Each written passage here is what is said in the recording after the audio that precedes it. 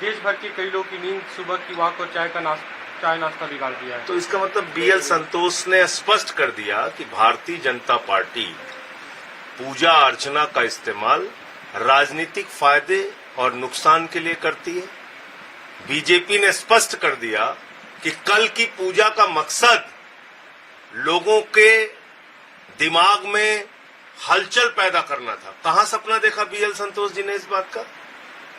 कहां इस बात का सपना देखा? पूजा अर्चना पे किसने सवाल उठाया? पूजा करने को किसने गलत कहा? आस्था पर किसने सवाल उठाया? इसका मतलब भारतीय जनता पार्टी का मकसद पूजा करना नहीं है।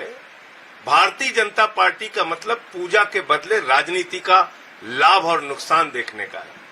बीएल संतोष के बयान से स्पष्ट नजर आ रहा है। उस पर मैं और क्या बोलूं?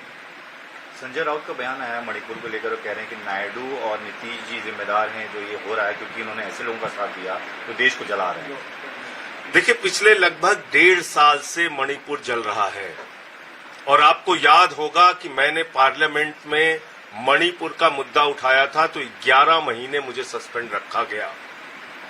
11 महीने तक मैं निलंबित रहा और आज एक बार फिर से मणिपुर के अलग अलग हिस्सों में हिंसा हो रही है, लोगों की जान जा रही है, लाखों लोग सड़कों पर उतरे हुए हैं।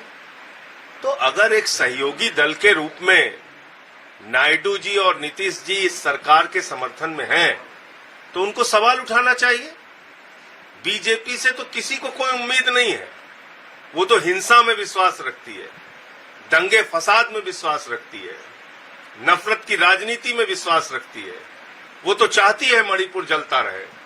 बीजेपी तो चाहती है कि देश का हर हिस्सा नफरत की आग में झोंक दिया जाए, देश को बांट दिया जाए।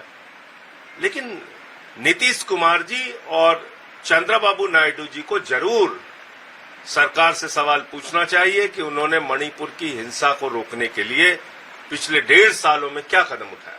सर, एक और सवाल है, जो हरियाणा में आपकी लिस्ट अब तक आई है उसमें बागी कैंडिडेट बहुत सारे हैं। क्या बागियों के सहारे आम आदमी पार्टी हरियाणा में? हर पार्टी ने दिया है अलग अलग पार्टी से आए हुए उम्मीदवारों को, तो इसको लेकर मुझे लगता नहीं कि कोई प्रश्न बनता है। लेकिन सहयोगी दल के आप इंडिया अलायंस के हैं, लेकिन हरियाणा में आपने कोई नरमी नहीं बरती है। भूपेंद्र सिंह हुड्डा हो या विनेश फोगाट हो, सबके खिलाफ आपने कैंडिडेट। तो क्या अब कांग्रेस को भी बड़ा चैलेंज आप लोग मान के उनको हराने की पूरी कोशिश में? देखिए, पिछले 10 साल से कुशासन चल रहा है भारतीय जनता पार्टी का। पूरे देश में आम आदमी पार्टी लड़ रही है बीजेपी के खिलाफ, केंद्र में हो राज्य में हो। तो हम बीजेपी को हराने के मकसद से हरियाणा के चुनाव मैदान में उतरे हैं।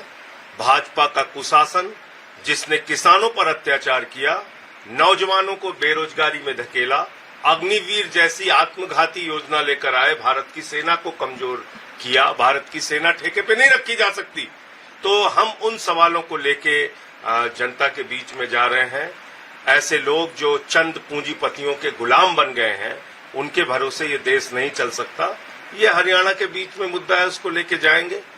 जहां तक प्रश्न है चुनाव लड़ने का, तो हमने स्पष्ट कर दिया था कि 90 की 90 सीटों पे हम चुनाव लड़ेंगे। पर कांग्रेस को समझा नहीं पाए सर, कांग्रेस को समझा नहीं पाए कि आप बीजेपी के खिलाफ लड़ रहे हैं, वोट बटेगा। अब छोड़ दीजिए उन बातों पे चर्चा करने का। गठबंधन को लेकर जितनी देरी हुई, क्या लग रहा है उससे आपको नुकसान हुआ है? आपका हमारा कैंपेन प्रभावित हुआ है? हमारा कैंपेन चल रहा था, पैरेलल कैंपेन चल रहा था। 15 दिन में 45 सभाएं हमने की। हमारे सारे नेताओं की सभाएं वहां पर हो रही थी, हमारे कार्यकर्ता ग्राउंड पे थे, हमारा कोई नुकसान नहीं हुआ। एक मल्लिकार्जुन खड़गे का बयान है कि अगर हमारी 20 सीटें और ज्यादा होती तो सभी लोग जेल में होते, खासतौर पे बीजेपी के लिए वो बोल रहे थे। आप बताइए, जो गुनाह करेगा वो जेल नहीं जाएगा? जिन लोगों ने निर्दोष लोगों को जेल में भेजा है और बड़े बड़े गुनाहगारों को गले लगाया है, उनको जेल नहीं भेजा जाएगा? जरूर भेजा जाएगा। आज आप आरोप लगाते हैं, कल आप गले मिलाते हैं।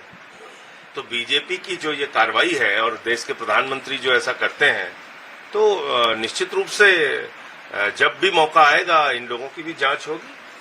अपराध से किसी को छूट नहीं है कि वो अपराध करके खुलेआम घूमता रहे।